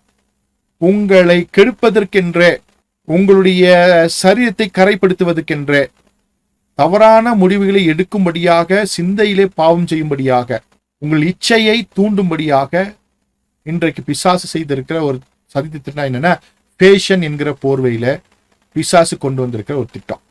அந்த பக்கம் பாருங்க, 1941 வருஷமா அது ஃபேஷன் தான். இன்னைக்கும் ஃபேஷன் தான். ரொம்ப ரொம்ப மாற்றங்கள். அதே போல இங்க பாருங்க, ஹையஸ்ட் ஃபேஷன் இங்க பாருங்க. 1885 அந்த காலகட்டங்களில 3 டாக்டர்ஸ் இருக்கிறாங்க. சரியா? ஒரு சைனீஸ் டாக்டர், ஒரு இந்தியன் டாக்டர், ஒரு ஆர்மீனியன் டாக்டர், 3 பேர் இருக்கிறாங்க. எவ்வளோ டீசெண்டா அழகா ஒரு ஃபேஷனா ட்ரெஸ் போட்டிருக்காங்க. இன்னைக்கு இருக்கிற 3 டாக்டர்ஸை பாருங்க எப்படி இருக்கிறாங்க. அடுத்தது பாருங்க, ஒரு ட்ரெஸ்ஸை பார்க்குறீங்க, அழகான ஒரு saree கட்டி ரொம்ப நேர்த்தியா இருக்கிறாங்க. இந்த பக்கம் பார்த்தீங்கன்னா ஆடை இவ்விதமாக குறைந்து விட்டது. இது ஒரு மனிதனை பாவத்திற்கு நேராக நடத்துகிறது. அடுத்தது இந்த லெகின், பாவடைக்குள்ள போட வேண்டிய லெகினை வெறும் லெகினை மட்டும் இன்னைக்கு பண்றாங்க, போட்டு சுத்துவதை பார்க்கலாம். இது நாகரிகம் என்று கருதப்படுகிறது. ஆனால் இது நாகரிகம் அல்ல. மனுக்குலத்தை சீரழிக்கிற, இச்சைக்கு நேராக நடத்தி அவனை வீழ்த்துகிறதான பிசாசினுடைய ஆயுதம். சரியா? பார்த்தீங்கன்னா கல்ச்சர் என்ன சொல்லுதுன்னா, நீ எப்படி வேணா உடை உடுத்திக்கலாம், நம்ம நாகரிகமா அப்படின்னு. ஆனா ஆண்டவர் சொல்றாரு, இந்த சரீரம் என்னுடையது, தேவாலயம், அதை நீ பரிசுத்தமா நேர்த்தியா அழகா வைத்துக் கொள்ள வேண்டும். அப்போ நம்முடைய சரீரம் கர்த்தருடையது, இதை அவலட்சணமாக நடத்தக்கூடாது. இச்சையை தூண்டும்படியாக நம்முடைய சரீர அவயங்களை பேணக்கூடாது. நாம கவனமா இருக்கணும். கிறிஸ்தவர்களாகி நாம் கவனமா இருக்கணும். இது பெண்களுக்கு மாத்திரமான, ஆண்களை பாருங்க எப்படி இருக்கானுங்க. எல்லாம் ட்ரெஸ்ஸோடைய நேச்சரே போச்சு. உள்ள போட்டிருக்கிறதா வெளியே தெரிஞ்சாதான் இன்னைக்கு ஃபேஷன். பார்த்தாலே தெரியுது. இது வேணும்னே போடுற ஒரு விஷயம். லோ ஹிப் அப்படின்னு சொல்லி ஒரு பேண்ட்டை போட்டுட்டு அவன் உள்ள போட்டிருக்க இன்னர் வேற வெளியே தெரியணும். அதுதான் ஃபேஷன் இன்னைக்கு. அது தெரியலன்னா இழுத்து விட்டு அவனுக்கு என்ன பண்றான், இன்னர் வேற தெரியுதான்னு பின்னாடி திரும்பி பார்த்துட்டு போறான். நோக்கம் என்ன? பாலிய சிந்தையை தோண்டி ஒரு மனிதனை பாவத்திற்குள்ளாக தள்ளுவதற்கான பிசாசுடைய திட்டம். ஷர்ட் போடுங்கன்னு என்ன பண்ணிருக்கான், டிரான்ஸ்பரண்டா ஷர்ட் போட்டிருக்கான். வெறும் உடம்போட வந்தா கூட பிரச்சனை கிடையாது. இது மாதிரி அரைகுறையாக வரும் பொழுது மனிதனுடைய சிந்தையை பாவத்திற்கு நேராக இது தூண்டுகிறது. இந்த ஃபேஷன் இப்படி வந்திருக்கு பாருங்க. அன்னைக்கு கார்ட்டூன், பழைய கார்ட்டூன் பார்த்தீங்கன்னா அந்த ட்ரெஸ் முழுசா இருக்கும். இன்னைக்கு கார்ட்டூன்ல கூட உடை குறைப்பு நடந்திருக்கு. காரணம் என்ன?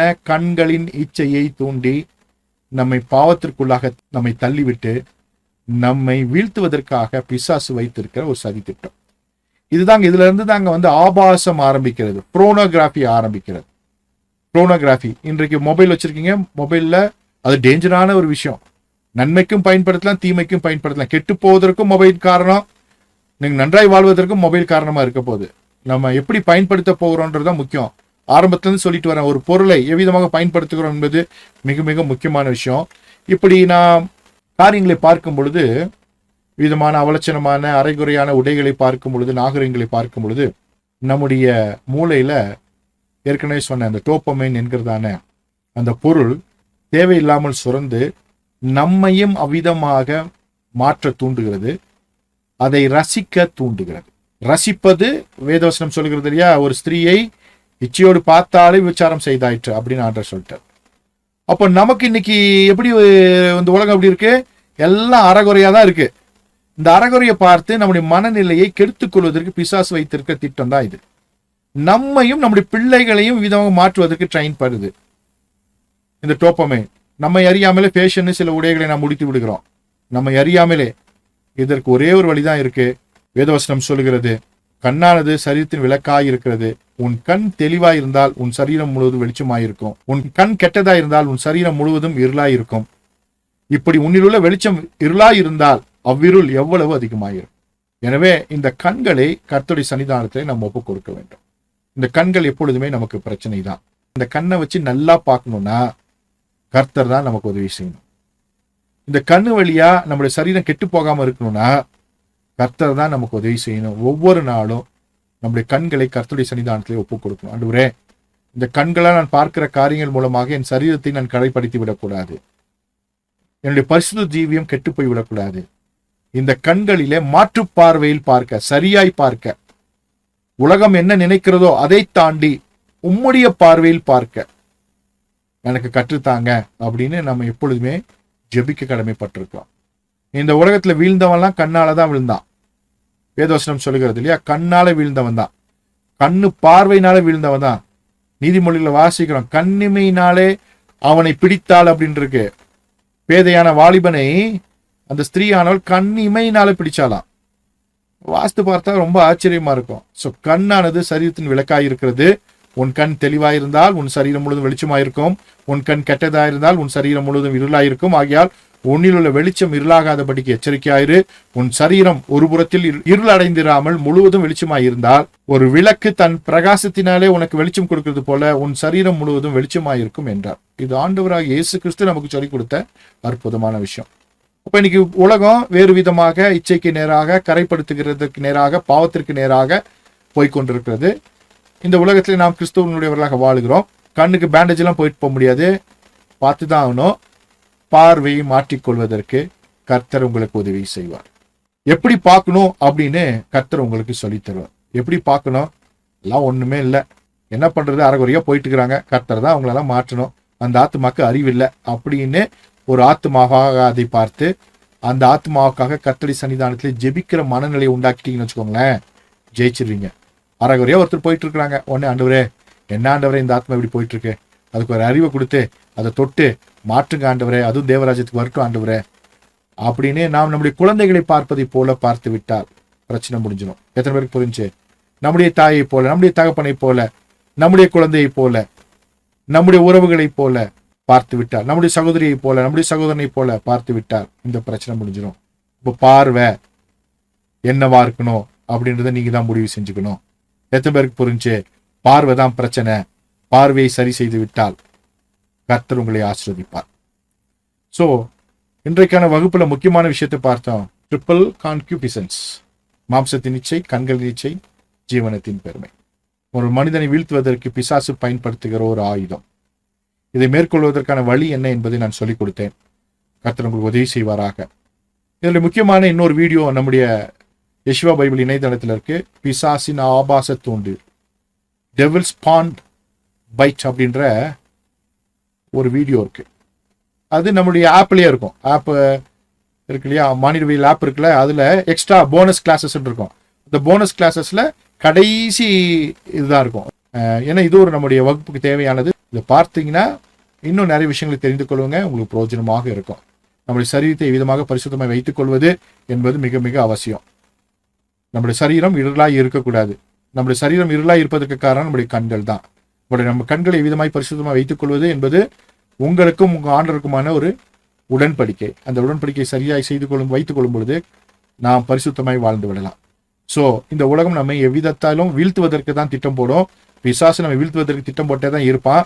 நாம் ஜெயித்து கொண்டே இருக்க வேண்டும். ஜெயிப்பதற்கு கர்த்தர் நம்மோடு இருக்கிறார். ஓகே, கர்த்தராகிய இயேசு கிறிஸ்துவின் கிருபையும் தேவனுடைய அன்பும் பரிசுத்த ஆவியினுடைய ஐக்கியமும் உங்கள் நண்பர்கள் கூட இருப்பதாக. ஆமென். God bless you. Thank you so much.